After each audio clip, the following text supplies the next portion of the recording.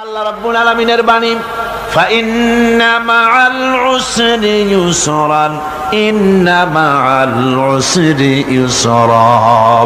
আল্লাহ পাক বলেন, জেনে রাখো দুঃখ এবং কষ্টের সাথে রয়েছে সুযোগ আর সুবিধা, আর অসচ্ছলতার সাথে রয়েছে উদার সচ্ছলতা। জোরে কোন সুবহানাল্লাহ। কাজে ভয় পাওয়ার কারণ নাই, হতাশ হওয়ার কারণ নাই। মন আশায় বুক বেঁধে রাখো। গুনাহ করেছ, হতাশ হয়েও না। যুবকদের গুনাহ করা স্বাভাবিক। ইউনিভার্সিটির ছাত্র, কলেজের ছাত্র, প্রফেসর, শিক্ষক, অফিসার ঘুষ খেয়েছেন, জিনা করা হয়েছে, মদ খাওয়া হয়েছে, মিথ্যা কথা বলা হয়েছে। যাই কিছু করেন না কেন, ভয় পাওয়ার কারণ নাই, নিরাশ হওয়ার কোনো দরকার নাই। আল্লাহ পাক ডেকে বলেছেন, কুল ইয়া ইবাদিয়াল্লাযীনা আসরাফু আলা আনফুসিহিম লা তাকনাতু মির রাহমাতিল্লাহ। আরে আমার আল্লাহর মতো এত ভালো আর কেউ আছে? এত দরদ আর কারো আছে? আমার আল্লাহ বলেন, ও নবী আপনি শুনায় দেন, হে আল্লাহর বান্দারা, তোমরা যারা নিজেদের উপরে বাড়াবাড়ি করেছো, নিজেদের উপরে জুলুম করেছো, অত্যাচার করেছো, আমি আল্লাহর রহমত থেকে নিরাশ হয়ে যেও না। মানুষ যদি অপরাধ করে, বাপের সাথে অপরাধ করেছে, মায়ের সাথে অপরাধ করেছে, মা বাবা সন্তানের চাইতে এত বড় কল্যাণকামী তো আর কেউ নাই, কিন্তু মা বাবা কোনোদিন বলে না আয় আমার ছেলে তোরে মাফ করে দেই, এরকম বলে নাকি? মন চায় ছেলে যদি মাপ চাইতো, খুশি হয়ে মাফ করে দিতাম, কিন্তু কেন যে আসে না, ডাকে না যে আয় মাফ করে দেই। মা বাপ আপনাকে এত ভালোবাসে, সেই মা বাপও আপনাকে বলে না যে আয় মাফ করে দেই। আমার আল্লাহ হচ্ছেন এমন আল্লাহ, আল্লাহ রাব্বুল আলামিন ডাকেন, এ বান্দা খুন করেছিস ফিরে আয়, জিনা করেছিস ফিরে আয়, হত্যা করেছিস ফিরে আয়, চুরি করেছিস ফিরে আয়, কুফরি করেছিস ফিরে আয়, সুদ খেয়েছিস, ঘুষ খেয়েছিস, মদ খেয়েছিস ফিরে আয়। এসে আমার দরবারে চোখের পানি ফেল, আমার দরবারে কাঁদাকাটি কর। ইন্নাল্লাহা ইয়াগফিরুয যুনুবা জামিআ ইন্নাহু হুয়াল গফুরুর রহিম। আমার দরবারে চোখের পানি ফেলে কান, আমি রব্বুল আলামিন জিন্দেগীর গুনাহ মাফ করে দেব। সুবহানাল্লাহ কোন, সুবহানাল্লাহ কোন। আমার কাছে কান, চোখের পানি ফেল। আল্লাহ রাব্বুল আলামিনের কাছে বান্দার দুইটা ফোঁটা বেশি প্রিয়। একটা হলো জিহাদের ময়দানে যে রক্ত ফোঁটা দেওয়া হয়, এটা আল্লাহর কাছে প্রিয়। আর আল্লাহর ভয়তে গুনার জন্য লজ্জা করে, অনুশোচনা করে বান্দা যখন চোখের পানি ছেড়ে দেয়, আল্লাহর কাছে এটা অত্যন্ত প্রিয়। নবীজি বলেছেন, বান্দা যখন গুনার ভয়তে, আল্লাহর ভয়তে, জাহান্নামের ভয়তে অনুশোচনা করে যখন চোখ দিয়া পানি ছেড়ে দেয়, ওই চোখের পানি নাকের অর্ধেক আসতে না আসতে আল্লাহ রাব্বুল আলামিন বান্দারে মাফ করে দেন। আল্লাহ বরদাস্ত করতে পারেন না যে বান্দা কান্দু। আমার ভাইরা, আল্লাহ রহমত, এই পৃথিবীতে আল্লাহ রহমতকে 100 ভাগ করা হয়েছে। আল্লাহ রহমতের কত ভাগ? এই 100 ভাগের 1 ভাগ সারা পৃথিবীতে ছড়াই দেওয়া হয়েছে। আর 99 ভাগ কার কাছে? আল্লাহর কাছে। একটা ভাগ দুনিয়া ছড়ানো হয়েছে আদম আলাইহিস সালাম থেকে নিয়ে এই পর্যন্ত, এখান থেকে নিয়ে কিয়ামত পর্যন্ত পৃথিবীতে যত মানুষ আসবে, যত প্রাণী আসবে, তাদের মধ্যে প্রাণী জগতেও গাভী তার বাছুরকে ভালোবাসে, ঠিক কিনা? হাতি তার বাচ্চাকে ভালোবাসে, ঠিক কিনা? মুরগি তার বাচ্চাকে ভালোবাসে কিনা? প্রত্যেক মাই তার সন্তানকে ভালোবাসে মানুষের মতো। এই ভালোবাসা, স্নেহ, এই মমতা, এই করুণা, এই মহব্বত একটা ভাগ দুনিয়ায় দেওয়ার পর আপনি আর আমি যতটুকুন ভাগে পেয়েছি সেই মহব্বতে, স্ত্রীর মহব্বতে অস্থির, মায়ের মহব্বতে অস্থির, সন্তানের মহব্বতে অস্থির। এখন চিন্তা করেন, একটা ভাগ সারা পৃথিবীতে বিতরণ করার পর যেটুক পেয়েছি তাতে যদি এত মহব্বত হয়, তাহলে এর 99 ভাগ মহব্বত যে আল্লাহর কাছে জমা আছে, এই বান্দার জন্য তার কত মহব্বত, এই বান্দার জন্য কত করুণা তার, কত মহব্বত তার, কত দয়া তার। এজন্য আল্লাহ রাব্বুল আলামিন বলেছেন, নাব্বি ইবাদি আন্নি আনাল গফুরুর রহিম। ও আমার নবী, সুসংবাদ দিয়ে দাও, বান্দাদেরকে শোনায় দাও যে আমি আল্লাহ তাআলা ক্ষমাশীল আর দয়াবান। হুজুর কাঁদতেছিলেন, হযরত ওমর রাদিয়াল্লাহু তাআলা আনহু এসে দেখেন হুজুর একা কাঁদতেছে। হুজুর জিজ্ঞেস করছেন, হযরত ওমর জিজ্ঞেস করলেন, হুজুর আপনি কাঁদেন কেন একা একা? হযরত ওমর বলেন, আমি যখন প্রশ্ন করলাম নবীজি বললেন, আমার কাছে কিছু আগে জিবরাইল এসেছিলেন, জিবরাইল এসে আমাকে বললেন আল্লাহ পাক বলেছেন, হে আমার নবী, ইসলামের ভিতরে থেকে যে সমস্ত মানুষগুলো ইসলামের ভিতরে থেকে চুল আর দাড়ি পাকায় দিছে, কিয়ামতের দিন এই লোকগুলারে আমি শাস্তি দিতে আমার শরম হবে। হযরত ওমর বলেন, হুজুর উম্মতের জন্য কত বড় খোঁজ খবর এটা, আর আপনি কাঁদতেছেন। হুজুর বলেন, ওমর তুমি জানো না আমার কান্নার কারণ ভিন্ন। আমার কান্নার কারণ হলো যে আল্লাহ রাব্বুল আলামিন কিয়ামতের দিন দাড়ি চুল পাকা বান্দারে শাস্তি দিতে শরম করবেন, সেই দাড়ি চুল পাকা বান্দাগুলি আল্লাহর সাথে নাফরমানি করতে শরম করে না। আমি এই লজ্জায় কাঁদতেছি।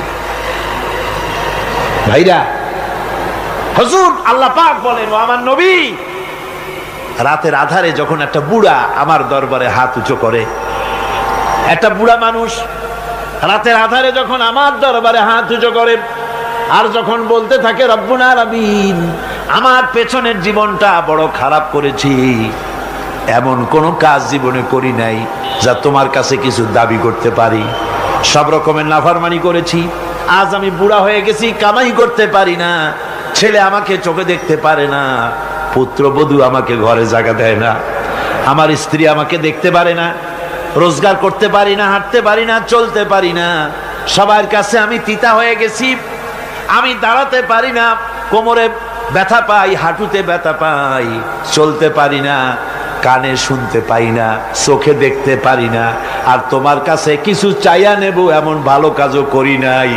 এইভাবে যখন বান্দা কাঁদতে থাকে আমার দরবারে, ও আমার হাবিব আমার রহমতের দরিয়ায় জোশ মেরে যায়, আমার শরম হয় এই বুড়াটারে কেমনে খালি হাতে ফিরাইয়া দেই। সুবহানাল্লাহ, সুবহানাল্লাহ। আমার আল্লাহর এত দয়া, আমার আল্লাহর এত মায়া, এত মহব্বত।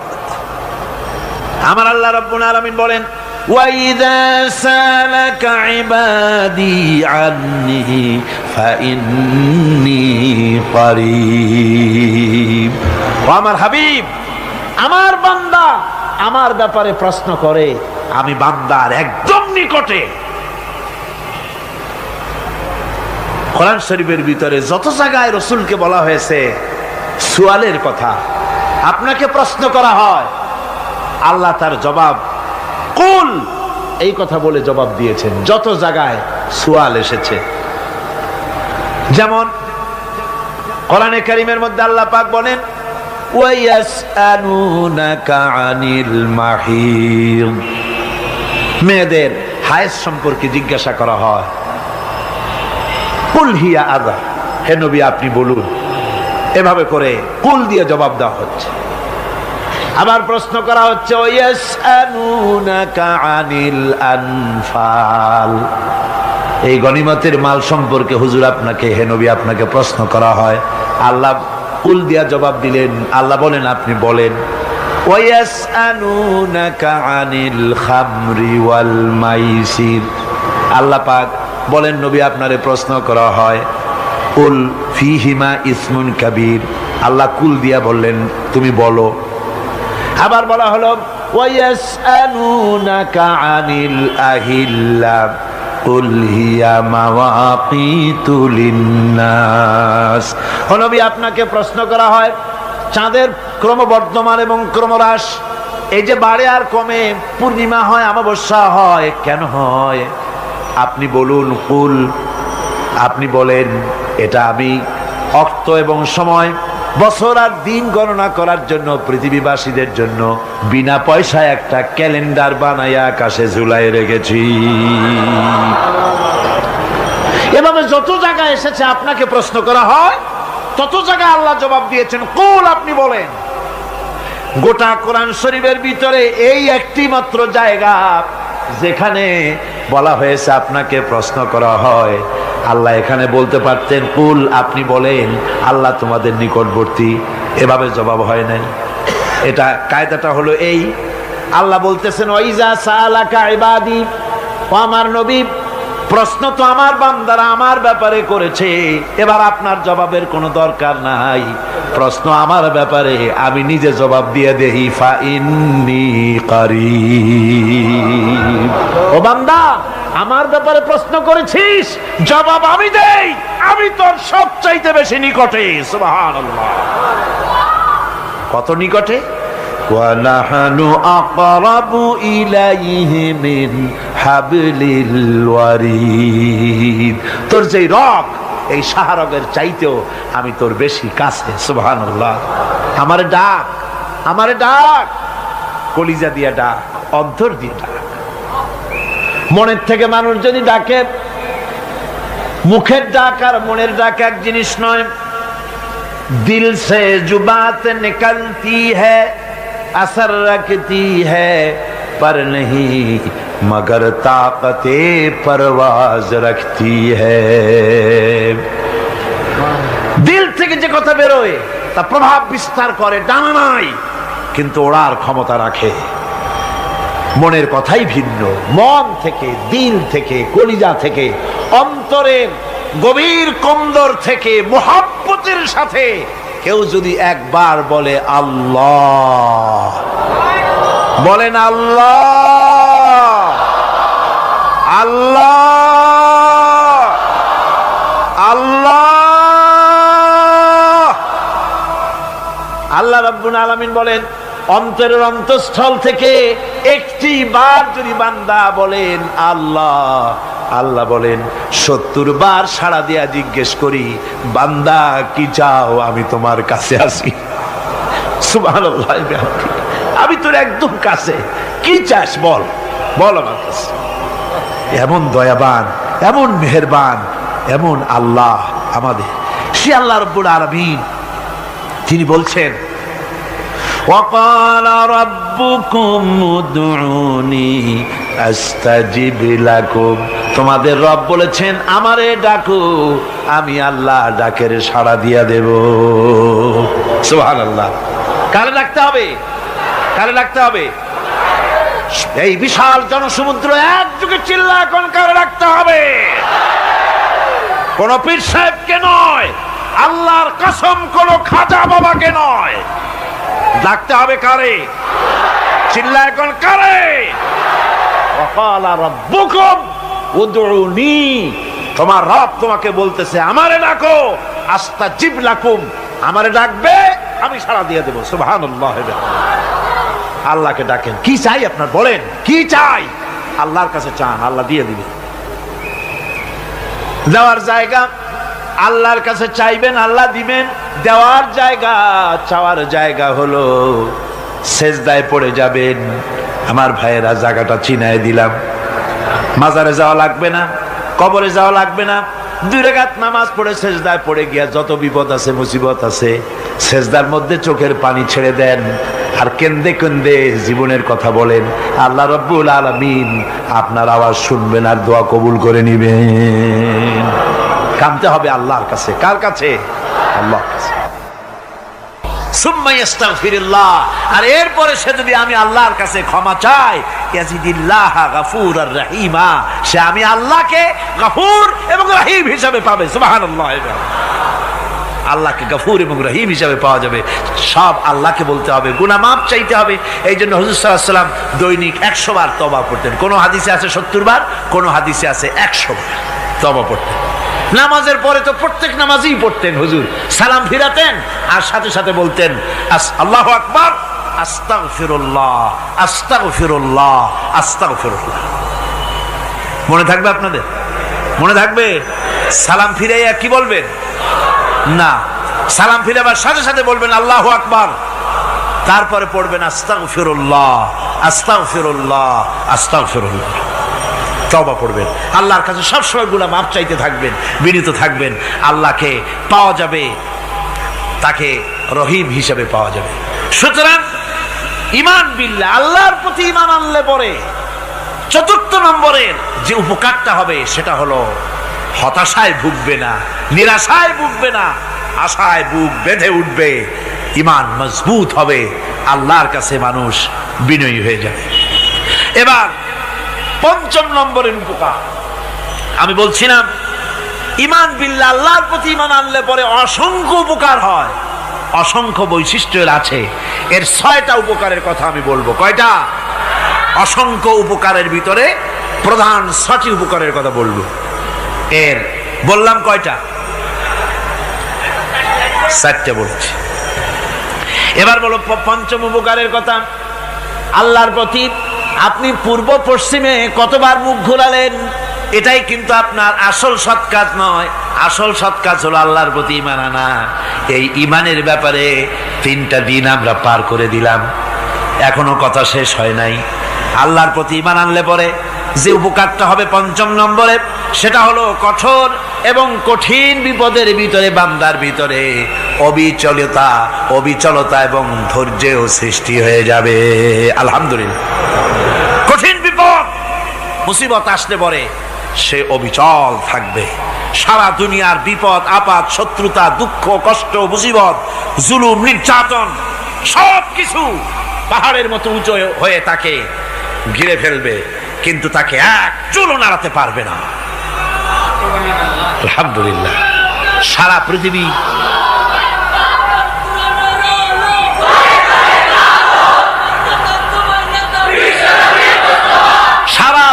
একদিকে আর সে একা একদিকে থাকবে। বিরোধিতা তো হবেই, বিপদ তো আসবেই। কবি বলতেছেন, সাথে জাকা রহা হ্যায় अज़ल से ता इमरोज, सतेजा का रहा है अज़ल से ता इमरोज, चरागे मुस्तफावी से शरारे बुलहबीस। সে আবহমান কাল থেকে শুরু করে মুস্তাফা সাল্লাল্লাহু আলাইহি ওয়াসাল্লামের দীপ শিখার সাথে আবু জাহেল, আবু লাহাবের অগ্নিস্ফুলিঙ্গের টক্কর লেগেই আছে। রাসূলুল্লাহ আল্লাহর দেওয়া এই বিধান, এই দ্বীনের বাতিটা টিম টিম করে চলেছে। আর গোরকি, টর্নেডো, হাজার হাজার মাইল বেগে হেরিকেন এসেছে, গোরকি এসেছে, টর্নেডো এসেছে, টাইফুন এসেছে, কিন্তু এই আলো নিবাইতে পারে নাই। সুবহানাল্লাহ। এই আলো নিবাতে পারে নাই। এই শত্রুতা চিরকালের, নিবাতে পারবে না। কারণ হচ্ছে আল্লাহ রাব্বুল আলামিন বলেছেন, ইউরিদুনা লিইউতফিউ নূরাল্লাহি বিআফওয়াহিহিম ওয়াল্লাহু মুতিম্মু নূরিহি ওয়ালাউ কারিহাল কাফিরুন। ওরা চায় মুখের ফু দিয়ে আমার আলোকে নিভিয়ে দেবে, কিন্তু আমি আমার আলোকে পূর্ণতা দান করব।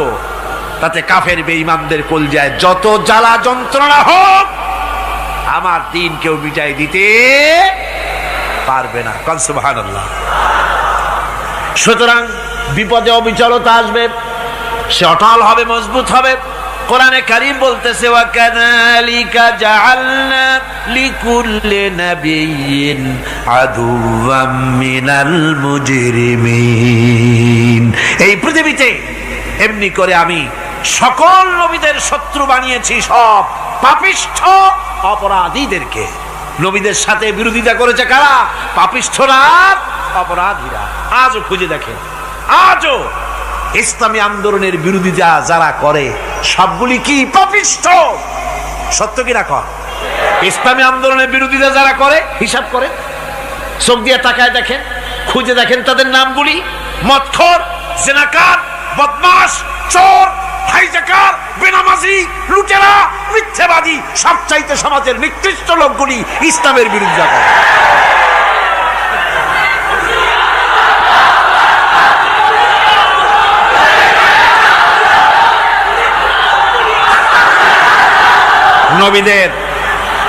নবীদের শত্রু আল্লাহ বলেন সব যুগে নবীদের সাথে শত্রুতা করেছে পাপিষ্ঠরা। আল্লাহর কথা, কার কথা? সকল যুগে নবীদের সাথে শত্রুতা করেছে পাপিষ্ঠরা, নিকৃষ্ট ধরনের অপরাধীরা। সুতরাং নবী রাসূলদের অবস্থা যখন এই, তখন দ্বীনের দাওয়াত যারাই দেবে তাদের কিসমত এরকম হবেই। এই বাধার মোকাবেলা তাদেরও করতে হবে। এই যে বাধাটা আসে, এই যে মারে, অপরাধ কি? এই যে তারা চোর বা ডাকাত যাদের মারা হয়। আল্লাহ রাব্বুল আলামিন বলেন অপরাধ হলো ওয়ামা নাকামু মিনহুম ইল্লা আইয়ুমিনু বিল্লাহিল আজিজিল হামিদ। অপরাধ হচ্ছে ইমানদার লোকদের উপরে নির্যাতন চালিয়েছে, অন্য কোনো কারণে নয়। কারণ একটাই, তারা আল্লাহর জমিনে আল্লাহর দ্বীন প্রতিষ্ঠা করতে চেয়েছে, আর কোনো অপরাধ না। জমিন আল্লাহর, জমিন কার? এই বিশাল জনসমুদ্র গর্জে উঠুন একযোগে, বলুন জমিন কার? আইন চলবে কার? এখানেই সংঘর্ষ বেঁধেছে আবহমান কাল ধরে।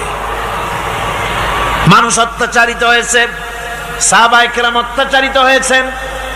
বুখারী শরীফের হাদিসে এসেছে রাসূল করিম সাল্লাল্লাহু আলাইহি ওয়াসাল্লামের কাছে হযরতে খাব্বাব গিয়ে উপস্থিত হয়েছিলেন।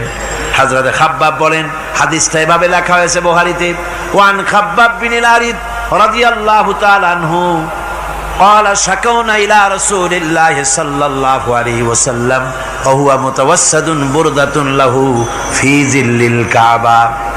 রাসূলুল্লাহর কাছে গেলাম, কাবা শরীফের কাছে গিয়ে দেখি নবীজি একটা চাদর গায়ে দিয়ে তিনি আরাম ফরমাচ্ছিলেন কাবা শরীফের ছায়ায়।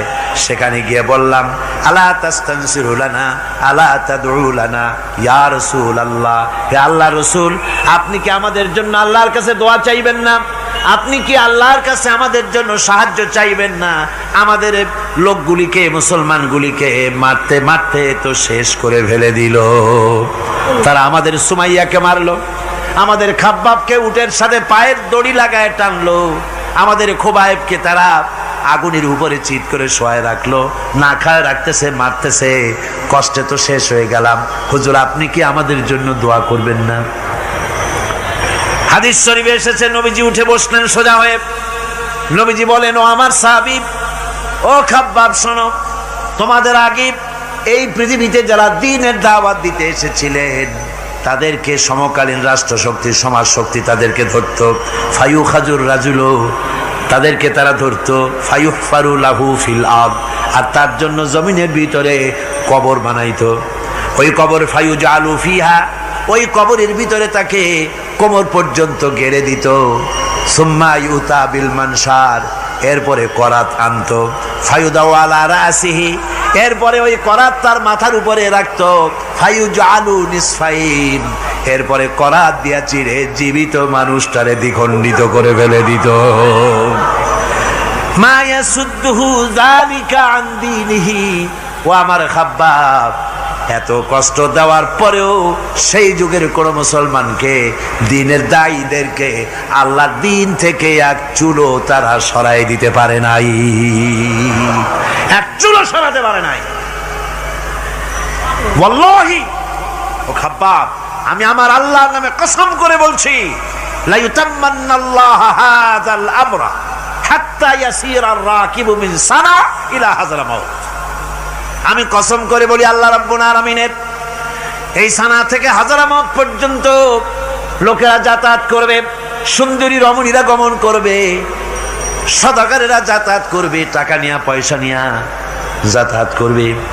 তাদের মনের মধ্যে লুটের ভয়, টাকার ভয়, চুরির ভয়, ডাকাতির ভয়, জেনার ভয়, হত্যার ভয়, ধর্ষণের ভয়, কোনো ভয় থাকবে না। লা ইয়াখাফু ইল্লাল্লাহ, আল্লাহ ছাড়া কোনো ভয় থাকবে না। এমন একটা সমাজ, এমন একটা সময় আসবে। ওয়ালাকিন্নাকুম তাস্তাজিলুন, অথচ খুব তাড়াহুড়ো তোমরা করতেছো। তাড়াহুড়ো করো না, সময় আসবে ইনশাআল্লাহ। আমার ভাইয়েরা, আমার বন্ধুগণ, কঠিন বিপদে অবিচলতা এবং ধৈর্যের দৃষ্টান্ত রেখে গেছেন আম্বিয়া আলাইহিমুস সালাম। সুবহানাল্লাহ। কঠিন বিপদে অবিচলতা, দৃঢ়তা, ধৈর্য কারে বলে, তার দৃষ্টান্ত কারা রেখেছেন? আম্বিয়া আলাইহিমুস সালাম। ওনারাই আমাদের আদর্শ, নবীরাই আদর্শ। সাহাবায়ে কেরাম রিদওয়ানুল্লাহ তাআলা আলাইহিম আজমাইন আমাদের আদর্শ।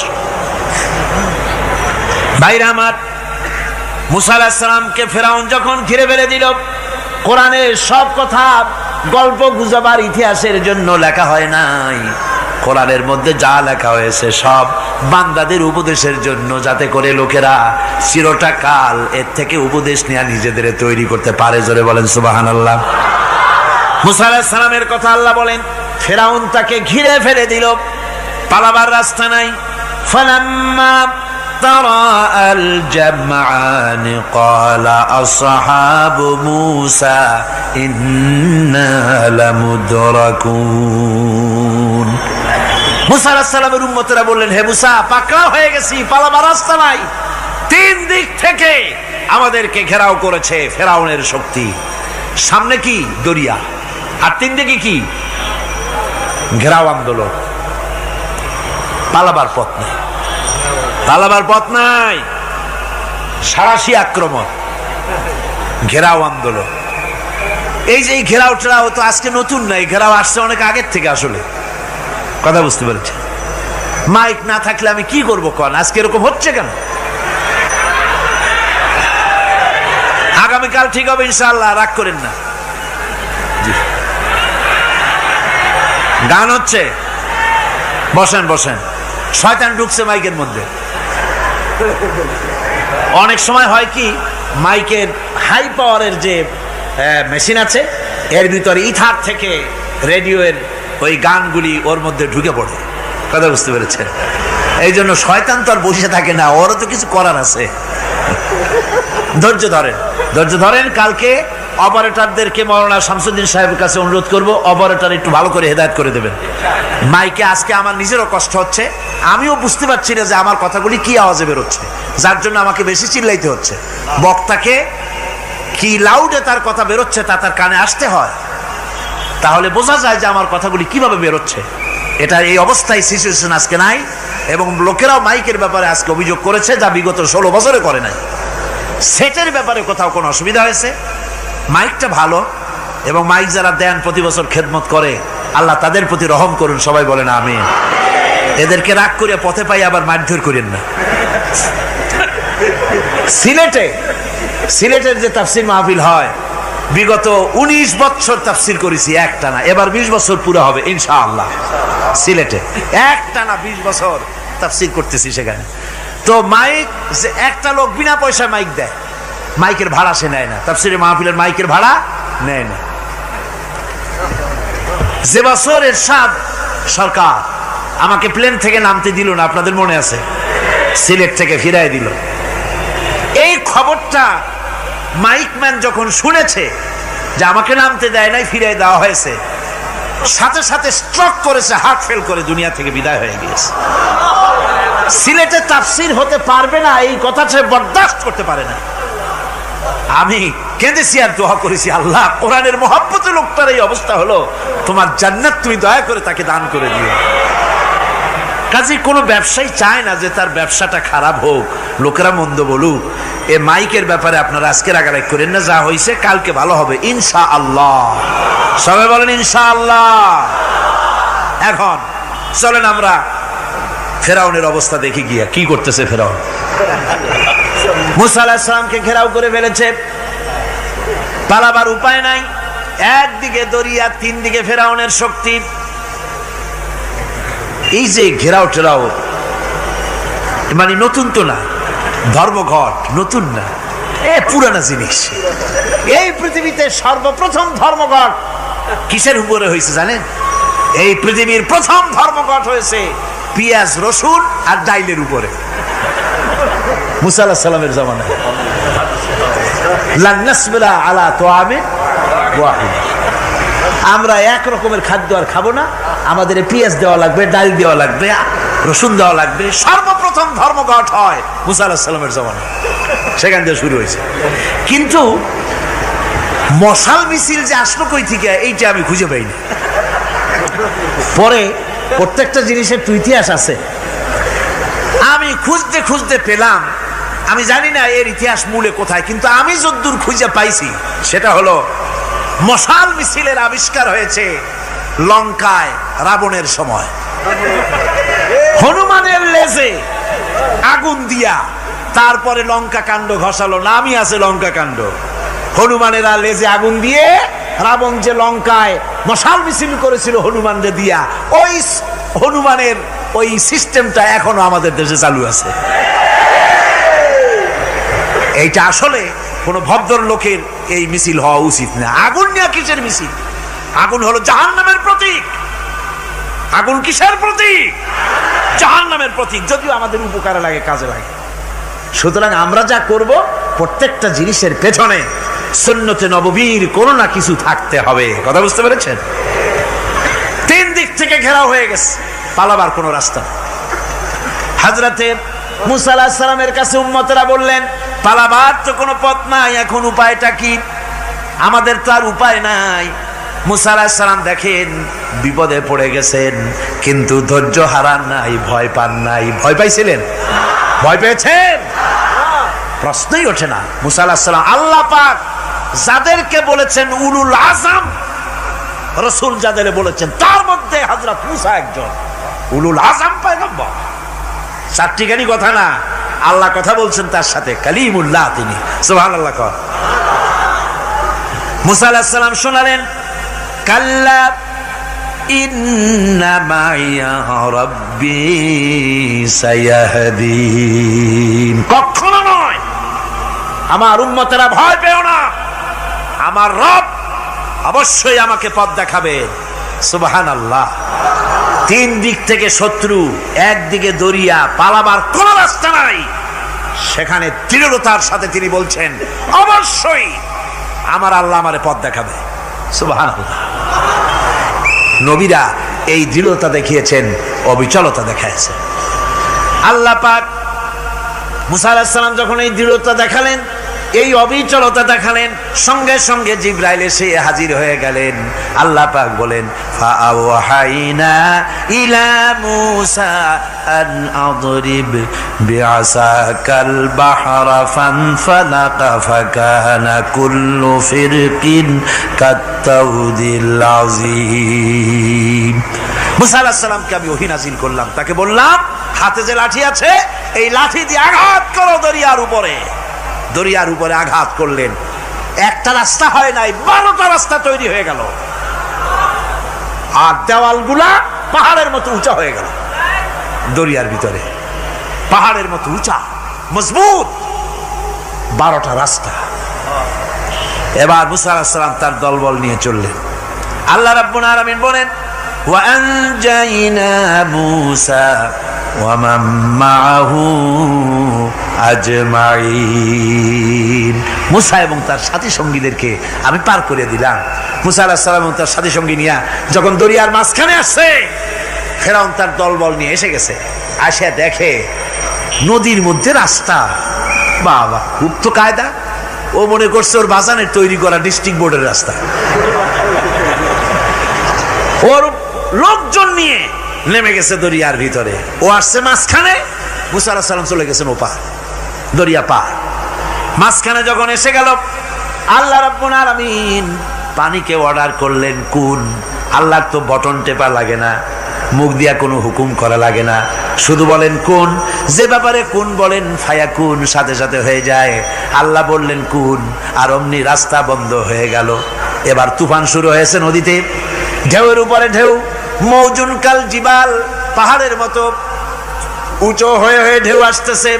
দলবল ঘোড়া আর অস্ত্রপাতি যা ছিল সব মরিয়া শেষ।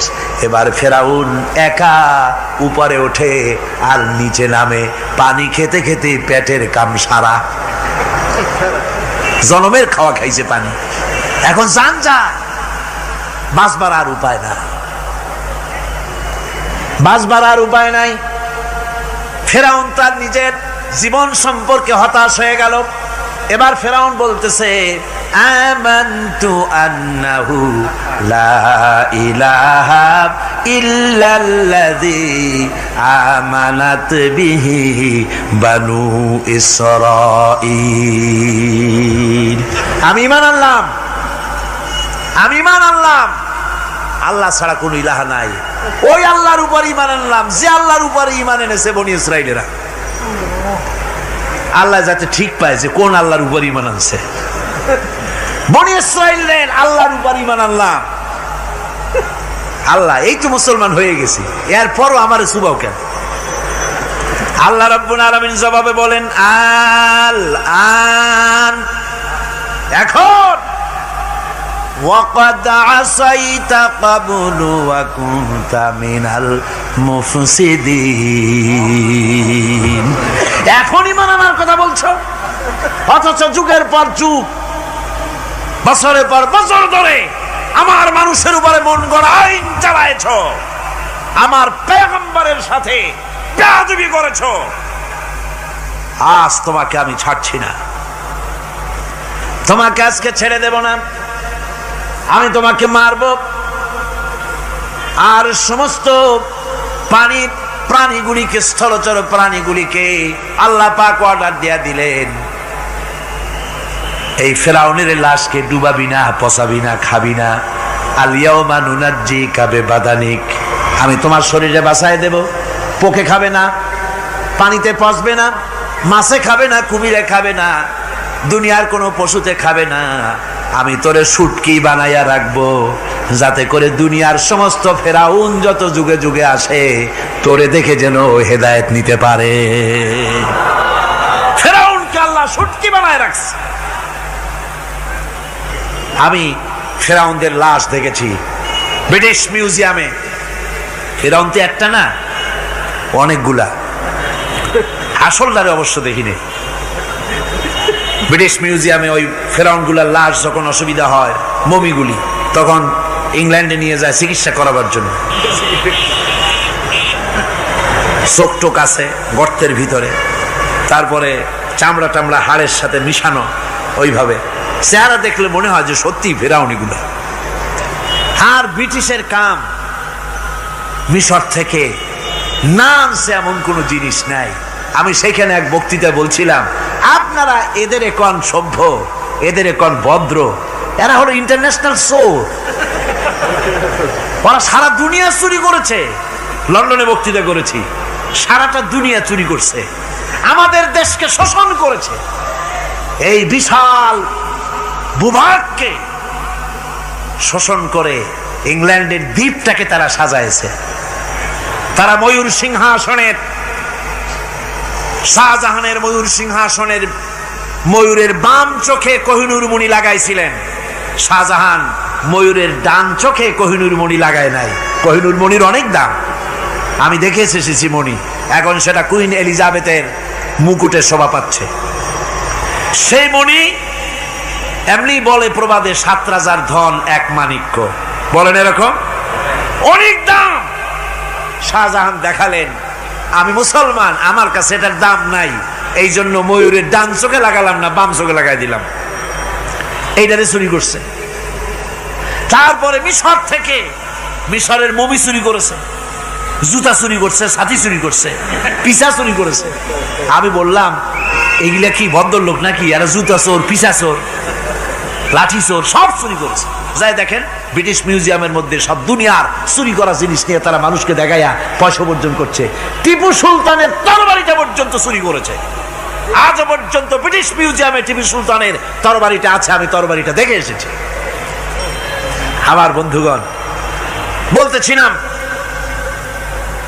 যে পৃথিবীতে আল্লাহ রাব্বুল আলামিন নবীরা তাদের চরিত্র দিয়ে বিপদের মোকাবেলা করে দুনিয়ার সামনে কঠিন বিপদের মোকাবেলা করে অবিচলতা, দৃঢ়তা দেখায় গেছেন যে কেমন করে এই পৃথিবীতে বিপদের সামনে মোকাবেলা করতে হয়। ধৈর্য ধরতে হবে, বিপদ আসবে পাহাড় সমান হয়ে, আপনাকে ধৈর্য ধারণ করতে হবে সেভাবে বুক বেঁধে। যেহেতু এটা যদি বিশ্বাস হয় যে আমার কিসমতে যা আছে তার থেকে বেশি কিছু হবে না, তাহলেই আপনার ধৈর্য আসবে, ভয় পাবেন না। কথা ঠিক কিনা কন? এবারে হযরত হুদ আলাইহিস সালাম সম্পর্কে আল্লাহ রাব্বুল আলামিন বলেন, হযরতে হুদকে যখন ষড়যন্ত্র হলো কাফির বেঈমানেরা তাকে মেরে ফেলার জন্য, যখন সরকারি ষড়যন্ত্রে লিপ্ত হয়ে গেল, হযরতে হুদ সমাজের এই চ্যালেঞ্জের মোকাবেলা করলেন।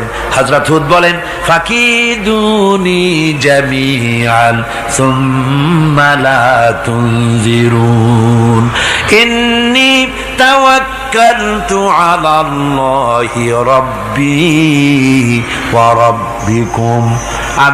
তোমরা তোমাদের ষড়যন্ত্র আমার বিরুদ্ধে যত পারো আমার বিরুদ্ধে ষড়যন্ত্র চালাও, এতটুকুন আমার অবকাশ দিও না।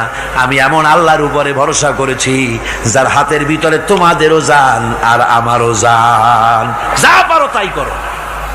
সরকার সমস্ত শক্তি একত্রিত হয়ে আমার মোকাবেলা করো। একদিকে হুদ আলাইহিস সালাম, আর একদিকে গোটা জাতি। হযরত হুদ ভয় পায় নাই। সুবহানাল্লাহ কোন? ঈমান বিল্লাহ মানুষের কলিজাকে এভাবে শক্ত করে দেয়। কোন আলহামদুলিল্লাহ। এবারে এই বিপদের, কঠিন বিপদের মোকাবেলা করে আমার রাসূল যে প্রমাণ দিয়া গেলেন, আমার রাসূল যে কঠিন বিপদের মোকাবেলা করলেন, ভাইয়ের আমার, হিজরতের রাতে সওর পাহাড়ের ভিতরে যখন তিনি আশ্রয় নিলেন, হযরতে আবু বকর সাথে ছিলেন। হযরতে আবু বকর রাদিয়াল্লাহু তাআলা আনহু বলেন, হুজুর আপনি দাঁড়ান, এটা তো পাহাড়িয়া গুহা, গুহার ভিতরে সাপ থাকতে পারে, বিচ্ছু থাকতে পারে, আমি আগে ঢুকি, বিপদ যদি হয় আমার উপর থেকে হয়ে যাক। গুহার ভিতরে নেমে গুহা সাফ করলেন। এরপরে হুজুরকে ডাকলেন, হুজুর তাশরীফ নিলেন গুহার ভিতরে। এরপরে হুজুর বললেন, আবু বকর পাহাড়ে হেঁটে হেঁটে 2-3টা পাহাড় পাড়ি দিয়া যাওয়া লাগে সৌর পাহাড়ে। মদিনার সোজা রাস্তা হুজুর ধরেন নাই, মেসফালার পথ দিয়া জাবালে কেদোয়ার উপর দিয়া 3টা পাহাড় পাড়ি দিয়া তারপরে হুজুর গেলেন সৌর পাহাড়ে। গুহার ভিতরে হুজুর তাশরীফ নিলেন। বললেন, আবু বকর তুমি বসো, তোমার উরুর উপরে মাথা রেখে আমি একটু আরাম করি। হযরতে আবু বকর বসলেন, হুজুর তার উরুর উপরে মাথা রেখে ঘুমায় গেলেন। আর এরপরে কাফির বেঈমানেরা তালাশ করতে করতে কাফেরেরা এসে গেল পায়ের চিহ্ন দেখে দেখে গর্তের কাছে। হযরত আবু বকর ভয়তে কেঁদে ফেললেন, আহারে আর তো উপায় নাই, এবার তো ধরা পড়ে গেছি, এবার নবীজিকে মেরে ফেলে দেবে। নবীর মহব্বতে, নিজের মহব্বতে নয়, নবীর মহব্বতে কাঁদতেছিলেন। হুজুর বলেন, হুজুরের ঘুম ভেঙে গেল। বলো আবু বকর কাঁদো কেন? ছেলের কথা, মেয়ের কথা, বিবির কথা, বাড়ির কথা মনে পড়লো নাকি? হযরত আবু বকর বলেন, ইয়া রাসূলুল্লাহ, আল্লাহর কসম করে বলি, যেদিন ঈমান এনেছি এই কলিজার ভিতরে মা বাপ, স্ত্রী, পুত্র, পরিজন, এমনকি আমার নিজের জীবনের চাইতে আপনারে বেশি ভালোবাসি। তা কাঁদো কেন? কাঁদো কেন? হযরত আবু বকর বলেন, হুজুর ধরা পড়ে গেছি, কাফেররা এসে গেছে গর্তের কাছে, তাকালি আমাদের দেখতে পাবে, আমরা তো মাইনরিটি, ওরা তো মেজরিটি, আমরা তো ধরি মারি ফেলাই দেবে, আপনাকে মেরে ফেলে দেবে, এই জন্য কাঁদি। আল্লাহ রাব্বুল আলামিন, হুজুর তখন কি দৃঢ়তা, কি অবিচলতা, কি ধৈর্যের পাহাড় সম মনোবৃত্তি তখন দেখালেন। আল্লাহ কোরআন শরীফে চিরকাল যাতে মানুষেরা হেদায়েত নিতে পারে সেজন্য হুজুরের কথা উঠায় দিলেন কোরআনে। আল্লাহ পাক বলেন, ইযহুমা ফিল গার ইয ইয়াকুলু লিসাহিবিহি লা তাহজান ইন্নাল্লাহা মা'ানা। ও বন্ধু, ভয় পেও না, আল্লাহ আমাদের সাথে আছেন। সুবহানাল্লাহ। আল্লাহ আমাদের সাথে আছেন। আমরা মাইনরিটি নই, আমরাই মেজরিটি। আল্লাহ আছে আমার সাথে, ভয় পাওয়ার কোনো কারণ নাই। সুবহানাল্লাহ। আল্লাহ পাক বলেন, فأنزل الله سكينته عليه وأيده بجنود لم تروها। আমি এদের অন্তরের ভিতরে আমি শান্তি নাজিল করে দিলাম, প্রশান্তি দিয়া দিলাম, আর আমি সাহায্য করলাম, আর এমন সব সৈন্য পাঠায় দিলাম যে সৈন্যগুলি তোমরা দেখতে পাও নাই। সুবহানাল্লাহ ওয়া বিহামদিহি।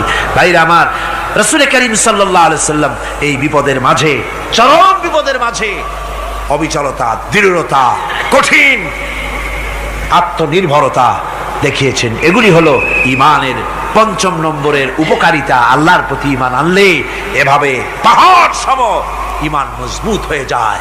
জেলের পরোয়া করি না, ফাঁসির পরোয়া করি না, শহীদ হওয়ার পরোয়া করি না, মেরে ফেলে দেবে, উড়ায় দেবে, হত্যা করবে, পরোয়া করি না। পরোয়া করি কেবলমাত্র কাকে? জোরে বলেন কারে? এইরকম মুসলমান হাজার হাজার লাখ লাখ দরকার নাই, 313 জন যথেষ্ট। কয়জন যথেষ্ট? 313 জন যথেষ্ট। বদরে যারা জান দিয়ে, মাল দিয়ে দ্বীনকে প্রতিষ্ঠিত করেছিলেন, এরকম 313 জনই যথেষ্ট ছিল। এই দৃঢ়তা, এই অবিচলতা, এই ঈমান, এই ধৈর্য শিক্ষা দেয়, এই উপকার করে ঈমান বিল্লাহ। আল্লাহর প্রতি ঈমান আনলে এভাবে পাহাড়ের মতো শক্ত হয়ে যায় কলিজা। কোন আলহামদুলিল্লাহ। আমার বন্ধুগণ, এবার আমি বলবো সর্বশেষ উপকারের কথাটা বলি, মোনাজাত ছেড়ে দেব। কয়টার কথা বলছিলাম? উপকার 6টা উপকারের কথা বলেছি। অনেকগুলি বৈশিষ্ট্য, অনেকগুলি উপকারের মধ্যে আল্লাহর প্রতি ঈমানের 6টা উপকারের কথা 5টা বলা হয়ে গেছে। এবার 6ষ্ঠ নম্বর এবং শেষ নম্বর, এটা হচ্ছে আল্লাহর প্রতি ঈমান আনলে পরে তার দ্বারা সবচাইতে বেশি ফায়দা পায় সমাজ এবং রাষ্ট্র। কোন আলহামদুলিল্লাহ, কোন আলহামদুলিল্লাহ। আল্লাহর প্রতি ঈমানের দ্বারা নৈতিক সংশোধন হয় এবং রাষ্ট্র আর সমাজ সবচাইতে বেশি উপকৃত হয়। কারণ হলো ঈমানদার ব্যক্তি আল্লাহর প্রতি যে ঈমান এনেছে, তার মনের মধ্যে ধারণা এটা হয়, আমার কোনো কাজ তো গোপন থাকে না। ইন্নাল্লাহা লা ইয়াখফা আলাইহি শাইউন ফিল আরদি ওয়ালা ফিস সামা। আল্লাহর কাছে গোপন বলতে কিছু নাই, আকাশেও নাই, জমিনেও নাই, কোনো কিছু গোপন নাই। সুতরাং আমি যা করি সব আল্লাহ দেখেন এবং শোনেন। এমনকি মানুষ যে কল্পনা করে, সে কল্পনাও আল্লাহ টের পায় না, নাকি? টের পায় কিনা? ওয়াইন তুবদু মিন আনফুসিকুম আও তুখফুহু ইউহাসিবুকুম বিহিল্লাহ। মনের ভিতরে যে কল্পনা করো, আল্লাহ পাক বলেন এই কল্পনারও হিসাব আমি রব্বুল আলামিন তোমার কাছ থেকে নেব।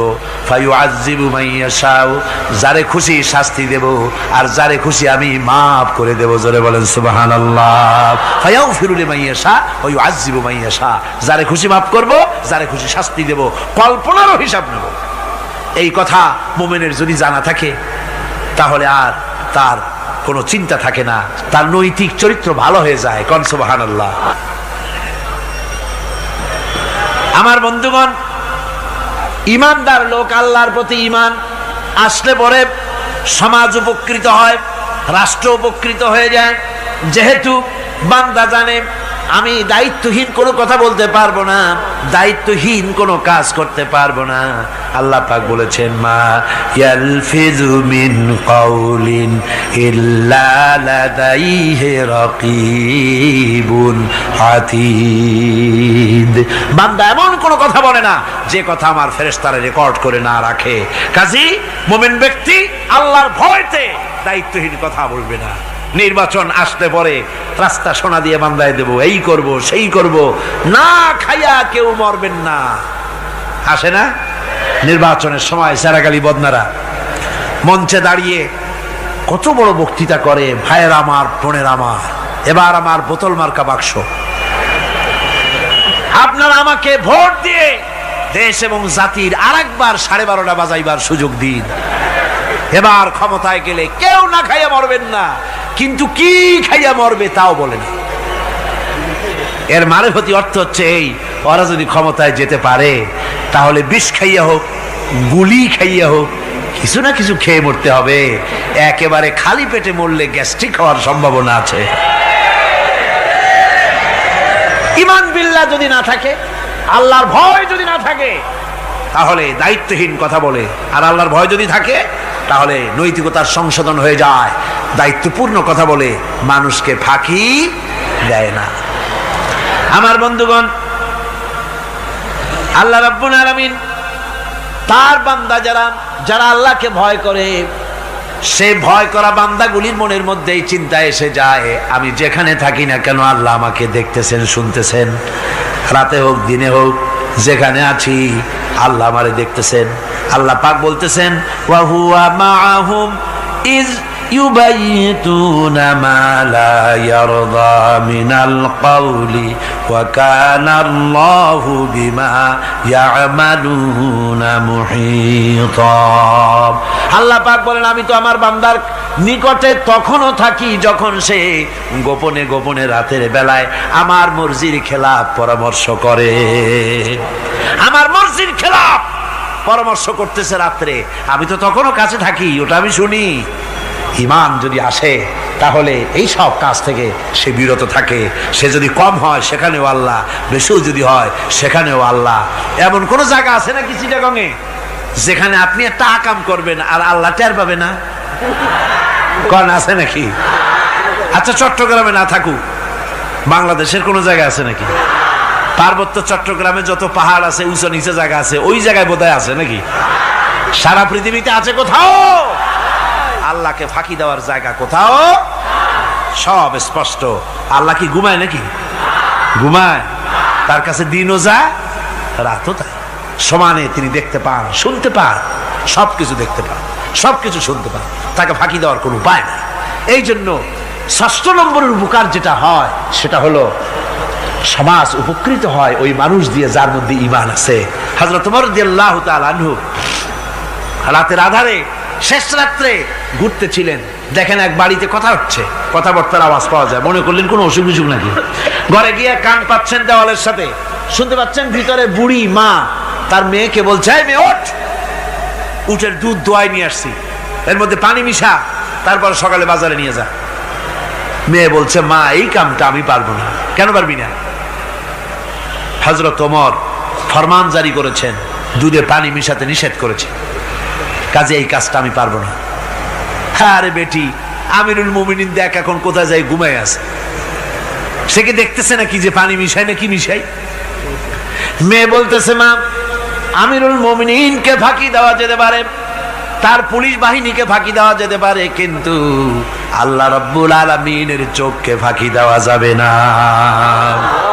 হযরত ওমর এই কথা শুনে বাড়ি চলে গেলেন আর নিজের ছেলেকে ডেকে বললেন, ছেলে আমার, অমুক জায়গায় একটা বাড়ি আছে, সেখানে একটা যুবতী মেয়ে আছে, ওই মেয়েটার বিয়ে হয়েছে কিনা শোনো, যদি বিবাহ না হয়ে থাকে তুমি তোমার নিজের বিয়ের প্রস্তাব দাও। আমিরুল মুমিনিন এই মেয়েটা সুন্দরী কেমন, স্বাস্থ্য কেমন কিছুই দেখলেন না, দেখলেন তাকওয়া। কি দেখলেন? আল্লাহর ভয়। আল্লাহর ভয় যখন একটা জাতির মধ্যে আসে, পুলিশ লাগে না, পুলিশের কাজ কমে যায়।